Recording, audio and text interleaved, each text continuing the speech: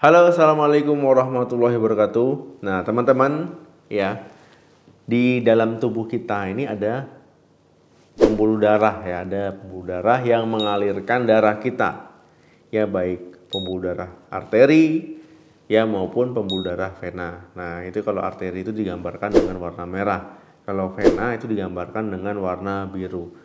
Nah, teman-teman, ya, pembuluh darah ini mengalirkan darah ke seluruh jaringan tubuh kita, ya, ke seluruh jaringan itu oksigen, kemudian juga nutrisi dari makanan dan juga minuman yang kita konsumsi itu dialirkan, ya, supaya jaringan-jaringan kita itu bisa bekerja dengan normal, ya, tercukupi kebutuhannya. Ya, konsepnya hampir sama seperti pipa yang mengalirkan air, ya, sepanjang pipa itu ya begitu juga airnya dialirkan. Teman-teman, ya, normalnya dan juga harusnya pembuluh darah itu alirannya harus tanpa hambatan, harus normal, ya, begitu juga dengan pipa, ya. Kalau pipa ada hambatan, ada apa, ya, jadi alirannya macet airnya. Tetapi ya bisa saja teman-teman mengalami peredaran darah yang kurang lancar ataupun yang tidak lancar. Nah, jadi kita akan membahas, ya, gejala peredaran darah tidak lancar.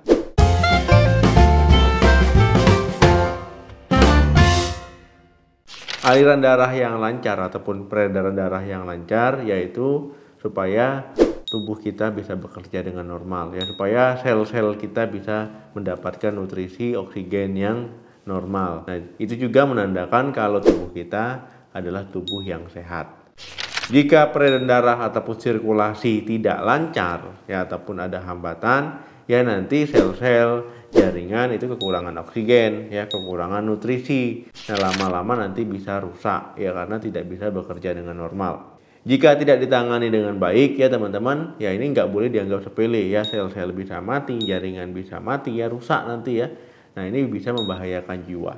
Tentu kalau seandainya peredaran darah ataupun sirkulasi darah tidak lancar, ya, ini akan menimbulkan tanda dan juga gejala yang bisa teman-teman rasakan. Jadi ada beberapa, ya, tanda gejala yang bisa teman-teman rasakan kalau seandainya sirkulasi darah itu tidak lancar ataupun peredaran darah tidak lancar. Di antaranya yang pertama, mati rasa. Kesemutan ataupun mati rasa, ya, bisa teman-teman alami biasanya kalau seandainya teman-teman, ya, duduk dalam waktu yang lama. Ya, nanti ini kan bisa menyebabkan sirkulasi ataupun peredaran darah teman-teman tidak lancar. Ya, kemudian nanti tubuh teman-teman memberikan sinyal berupa mati rasa ataupun kesemutan.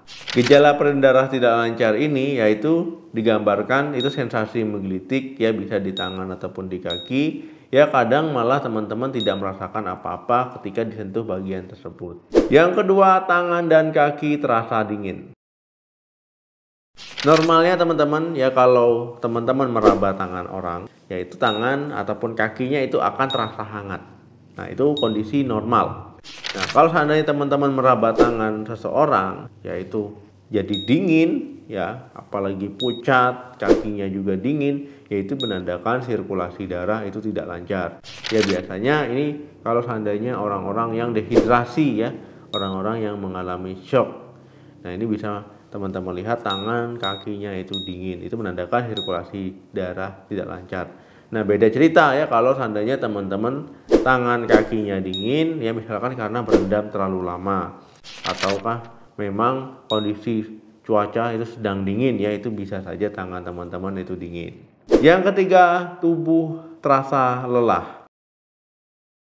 Ketika peredaran darah tidak lancar, sirkulasi tidak lancar, ya, jantung kita itu tetap akan berusaha memompa darah supaya jaringan ataupun sel-sel tersebut tercapai, ya, oksigen, nutrisi, ya, darahnya situ tercapai.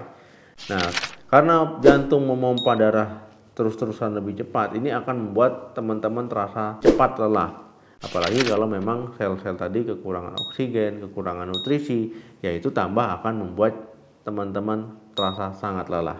Jika teman-teman merasa sangat lelah, ya, tapi sedang tidak melakukan aktivitas, ya, hati-hati, ya, ini bisa menandakan kalau sirkulasi darah teman-teman tidak lancar. 4. Pembekakan pada tubuh. Pembekakan pada bagian tubuh tertentu ini bisa menandakan peredaran darah tidak lancar, ya, ataupun disebut dengan edema. Ini biasanya di kaki ataupun di tungkai. Nah, ini bisa teman-teman lihat ya seperti gambar di bawah ini. Ya, ini teman-teman kalau seandainya pembengkakan seperti itu bisa menandakan sirkulasi darah itu tidak lancar. Orang-orang yang merasakan tubuhnya bengkak ataupun mengalami bengkak itu akan mengalami tubuh menjadi bengkak dan lebih berat. Ya, di area yang bengkak kulit akan terasa kencang, hangat jika disentuh. Sendi terdekat akan terasa kaku, beberapa mengalami nyeri pada area pembengkakan. Kelima, warna kulit berubah. Teman-teman, ya kalau seandainya kondisi peredaran tidak lancar, ini bisa menyebabkan warna kulit berubah, ya bisa di bibir, ya di tangan, di kaki, ya itu bisa melihat warna kulitnya itu sedikit pucat ataupun kebiruan. Nah, ini bisa menandakan kalau peredaran darah itu tidak lancar ya karena ada perubahan warna kulit. Yang keenam, nyeri pada kaki dan tangan. Ketika peredaran darah tidak lancar, ya ini bisa menyebabkan nyeri ya pada tangan, pada kaki, kekakuan ya. Kemudian juga bisa timbul kram. Nah, ini juga bisa menandakan kalau peredaran darah tidak lancar. Yang ketujuh, luka sulit sembuh. Kalau teman-teman ya ada luka tapi sulit sembuh, ya itu bisa menandakan peredaran darah tidak lancar. Karena peredaran darah tidak lancar itu menurunkan ya waktu penyembuhan, sulit sembuh terhadap luka tersebut, bisa mengalami pembekakan, bisa juga mengalami peradangan ya pada luka tersebut. Nah, kalau teman-teman ada hal ini, ya itu bisa menandakan peredaran darah teman-teman tidak lancar. Yang kedelapan, varises. Nah, teman-teman, ya varises itu tonjolan ya biru, biasanya biru kehijauan, biasanya paling banyak itu di area kaki. Nah, ini kondisi ini ya bisa menandakan peredaran darah teman-teman itu tidak lancar. Nah, teman-teman, ya varises ini kadang bisa menimbulkan rasa nyeri, ya rasa gatal ya pada area varises tersebut. Yang kesembilan, masalah kognitif. Nah, teman-teman, ya saat peredaran darah tidak lancar menuju otak, ya otak kan akan kekurangan oksigen, akan kekurangan nutrisi. Nah, ini akan ada masalah ya, teman-teman sulit konsentrasi. Ya itu aduh ini kok kayak lola gitu ya, loading lambat gitu ya. Mengingatnya itu berkurang ya ataupun daya ingatnya menurun. Itu juga bisa menandakan peredaran darah tidak lancar. Nah, teman-teman, ya itu tadi gejala tanda kalau seandainya teman-teman sedang mengalami peredaran darah tidak lancar. Nah, teman-teman, ya ciri-ciri tadi itu apa yang teman-teman alami silahkan tulis di kolom komentar. Ataupun ada pengalaman silahkan tulis di kolom komentar. Teman-teman, terima kasih yang sudah menonton video sampai habis. Jangan lupa like, share, dan komen. Sampai ketemu lagi di video saya selanjutnya. Salam sehat, sampai jumpa.